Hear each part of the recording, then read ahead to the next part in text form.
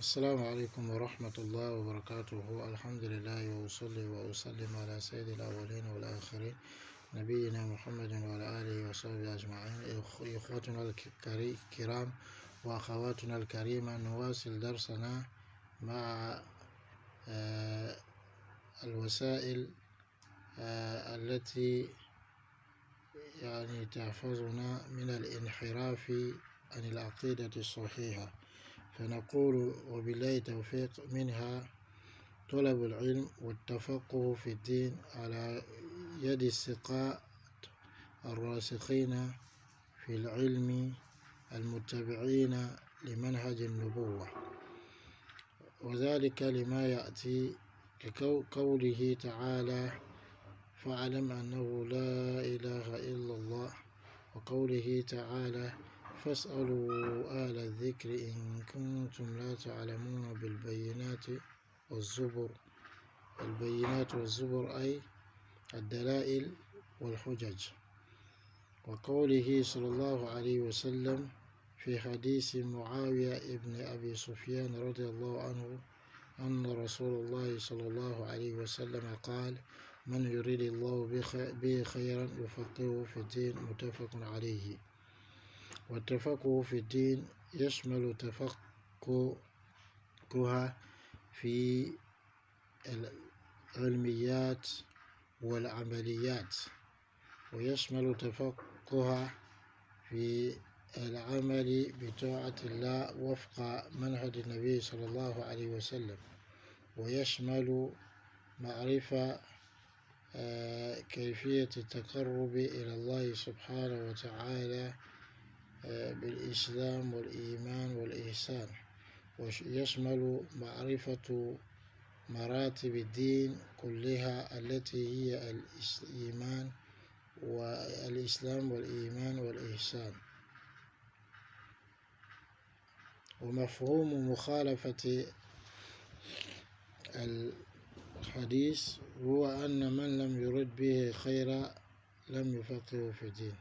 فمن أعرض عن الدين وعن التفقه فيه وعن طلب العلم، هذا كأن الله سبحانه وتعالى لم يرد به خيرا. Alhamdulillah, nous continuons notre cours de Aqidah qui concerne les moyens à adopter pour pouvoir être préservé de la déviation vis-à-vis du dogme authentique. On a déjà cité le fait de suivre le chemin de la droiture. Et aujourd'hui, on arrive à un autre point qui est le fait de rechercher la science et de rechercher la compréhension de la religion avec des gens de confiance qui sont enracinés dans la science et qui suivent la voie, la méthodologie de la prophétie. Ils suivent la voie des prophètes alayhi wassalatu wassalam. À ce sujet, Allah dit: fa'alam annahu la ilaha illallah.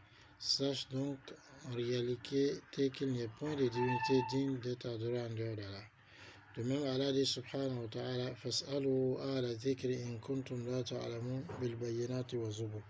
Et demandez aux gens du rappel, c'est-à-dire les savants, si vous ne savez pas al-bayinat et al-zubur.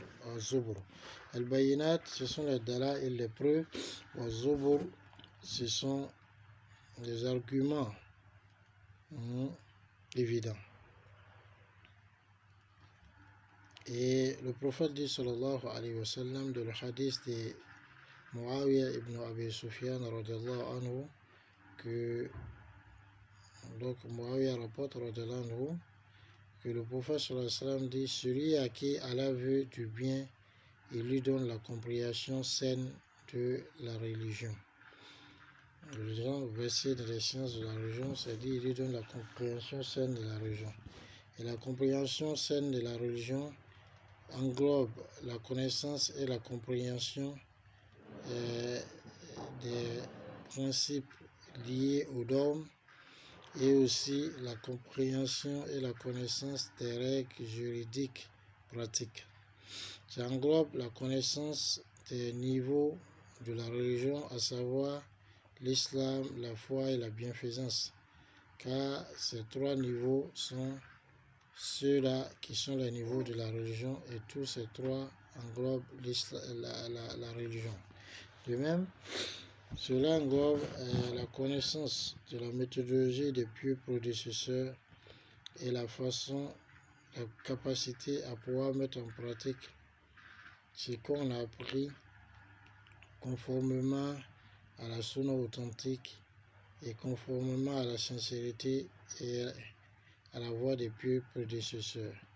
Cela demande donc qu'on puisse connaître et dévoiler les ambiguïtés des gens du faux, la voie des innovateurs, et cela demande aussi qu'on puisse trouver les voies et moyens pour pouvoir nous augmenter notre foi et bien pratiquer l'islam et nous rapprocher d'Allah subhanahu wa ta'ala par la bienfaisance.